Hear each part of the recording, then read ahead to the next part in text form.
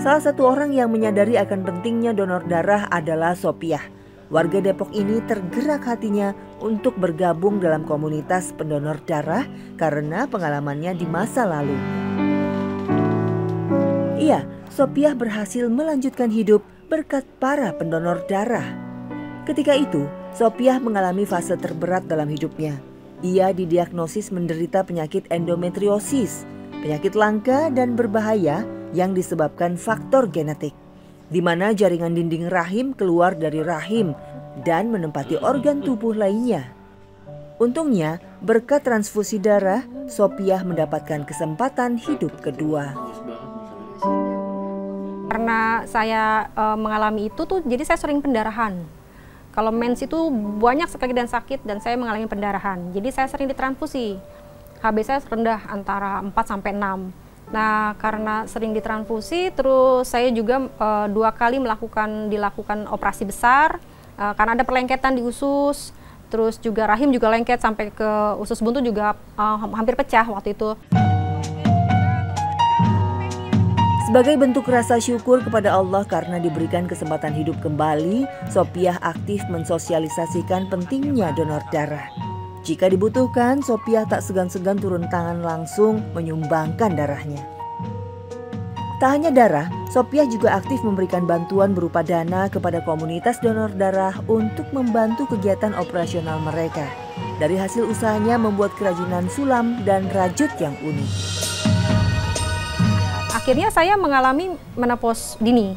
Karena menopause dini itu, jadi saya sudah nggak mens, nggak pendarahan lagi. Saya memberanikan diri untuk berdonor darah. Ternyata bisa. Dan itu selanjutnya saya berdonor darah itu masuk komunitas karena saya ingin berterima kasih terhadap orang-orang yang dulu sudah transfusi terhadap saya, menolong saya. Tidak menerima dari bantuan siapa-siapa, tapi kita menerima dari bantuan kita sendiri. Gimana caranya kita mengajak orang-orang yang mau berdonor darah. Kak Sofi itu baik sekali. Dia mau membantu apapun. Dalam kegiatan apapun, dia masih menyisihkan waktunya dan dia masih menyisihkan sedikit rezekinya. Itu amat sangat membantu di kita. Perjuangan Sopiah ketika bergelut dengan sakitnya bertambah parah karena sang suami dirumahkan perusahaan. Alih-alih frustasi dan marah, Sopiah memilih bersabar dan memasrahkan segalanya kepada kekuasaan Allah. Dengan menganggur, sang suami justru bisa merawat Sopiah dengan sepenuh hati. Begitulah hikmah hidup yang Sopiah rasakan. Sang suami menggantikan perannya mengurus rumah tangga. Apapun yang saya lakukan, kayak pekerjaan rumah, pasti karena lagi saya sakit, saya nggak bisa ngapa-ngapain. Nah, suami bantu, terus kayak turun dari tempat tidurnya susah mas, karena sakit kan. Jadi untuk kayak saya makan, ngelap-ngelap badan lah gitu. Sebenarnya saya nggak bisa ke kamar mandi kan, nggak bisa mandi. Itu semua suami yang bantu. Itu sudah qadarullah, Allah tentukan seperti itu. Saya sakit, suami sedang dirumahkan, malah dia punya waktu untuk mengurus saya gitu.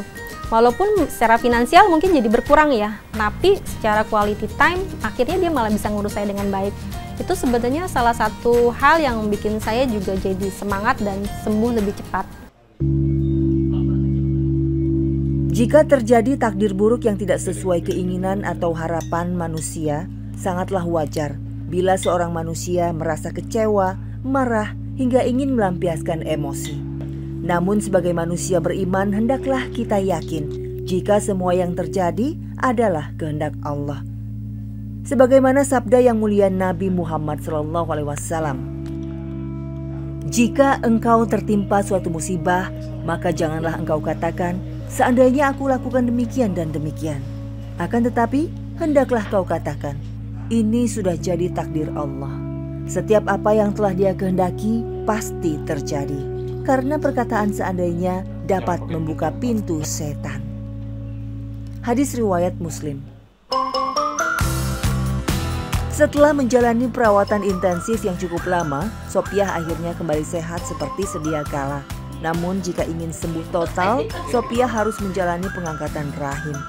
Sopiah mencoba bersabar, hidup dijalaninya dengan terus berpegang pada kebaikan Tuhan. Ia yakin Tuhan akan memberinya jalan kesembuhan selama ia berusaha. Untuk menyambung kebutuhan hidup sehari-hari, Sopiah membuat aneka kerajinan sulam dan rajut. Kegiatan yang disukainya sejak dulu. Saya itu selalu pengen coba sesuatu yang baru. Saya iseng belajar dari YouTube merajut. Awalnya seperti itu. Ternyata begitu saya iseng, teman-teman lihat, mereka malah pesen. Mau dong. Dengan harga tas 500.000 dalam 1 bulan saya bisa menjual sekitar 5 sampai 7 tas. Itu menurut saya sudah bisa mencukupi untuk keluarga kecil kami ya. Kami bukan keluarga besar sih, hanya keluarga kecil, alhamdulillah. Harga produk rajutan dan sulam milik Sopiah terbilang lebih mahal jika dibandingkan dengan produk sejenis di pasaran. Padahal buatan Sopiah lebih rumit dan membutuhkan waktu pengerjaan yang tidak sebentar. Meski berusaha menjelaskan pada pelanggan, Sopiah merasa sia-sia. Tetap saja produk kerajinan sulam yang dibuatnya diremehkan orang. Sopiah tak berkecil hati.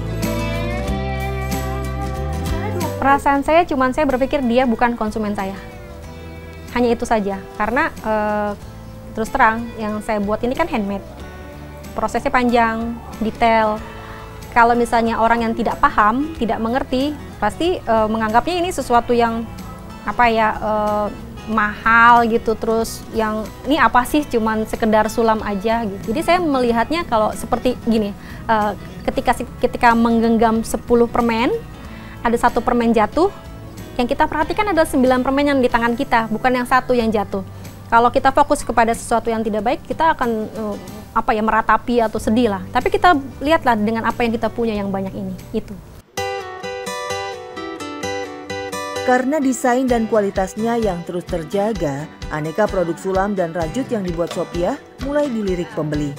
Permintaan pun melonjak, sempat membuat Sopiah kewalahan. Apalagi membuat kerajinan rajut bukan sesuatu yang bisa segera dilakukan. Sopiah lalu mencari cara agar produknya bisa memenuhi permintaan pasar. Ia mulai merekrut tenaga kerja yang dilatihnya langsung.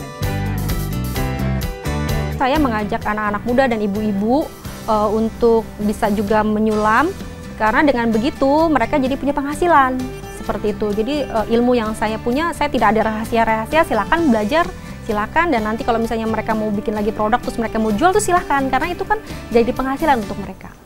Menurut saya malah saya terbantu, jadi usaha saya makin kesini alhamdulillah makin berkembang, pemesanan makin banyak, nggak mungkin saya kerjakan sendiri.